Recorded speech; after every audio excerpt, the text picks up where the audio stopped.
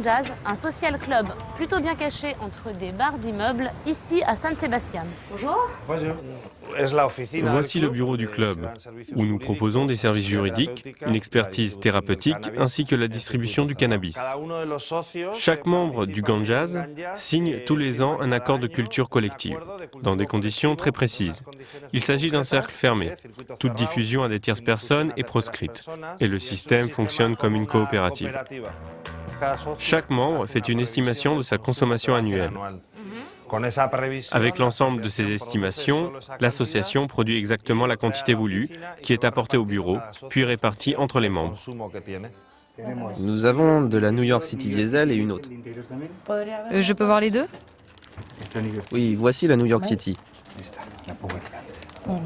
Je vais prendre celle-là, d'accord? Pourquoi avez-vous choisi d'être membre et non pas d'acheter du cannabis à l'extérieur? Je me sens beaucoup plus en sécurité ici.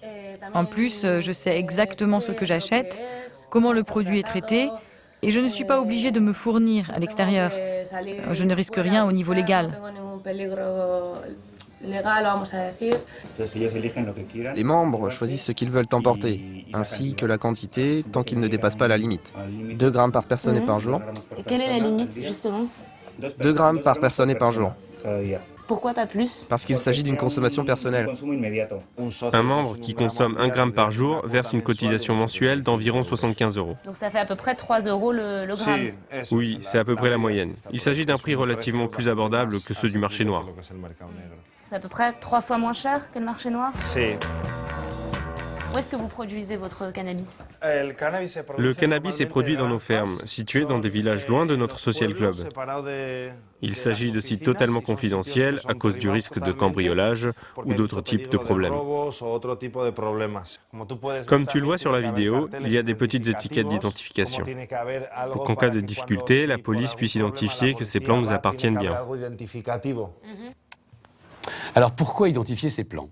Eh bien parce qu'en cas de contrôle, le Social Club de Saint-Sébastien pourra prouver que sa production correspond à la consommation de ses adhérents. C'est un point important, eh oui, parce qu'en fait, ces clubs de fumeurs n'existent que grâce à une interprétation de la loi espagnole.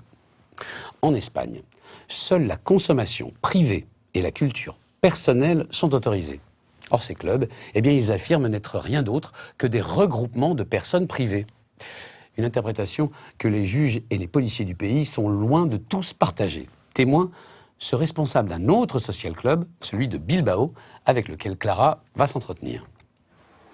Martin, vous êtes l'un des pionniers des social clubs dans le Pays Basque. Comment ça se passe avec les autorités? J'ai déjà eu 4 mises en examen, toujours pour la même chose. Les 2 premières ont été classées sans suite. Pour la première, nous avons pu continuer à cultiver. Pour la deuxième, ils nous ont rendu notre marijuana. Et malgré tout, aujourd'hui, 2 affaires sont encore en cours. Au Pays Basque, on réfléchit très sérieusement à une législation sur le sujet. Je retrouve d'ailleurs Martin Barriuso, venu plaider la cause des social clubs auprès des parlementaires en charge du dossier. Vous savez, je suis membre d'une association suspendue. Ah bon? Oui, nos activités ont été totalement paralysées. Le Pays Basque a choisi de légiférer sur les cannabis social clubs. Pourquoi? On ne peut pas laisser un groupe de personnes agir ainsi sans cadre légal.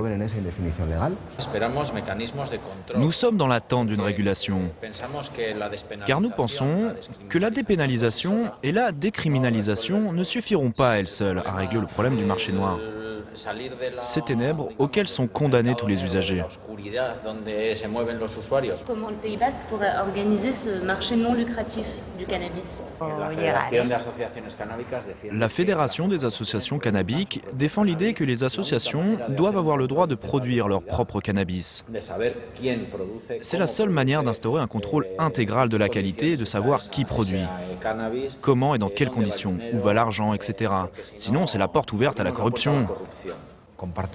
Je suis assez d'accord avec ce que tu dis, bien que ce ne soit pas la position de mon parti. Et quelle est la position du Parti populaire?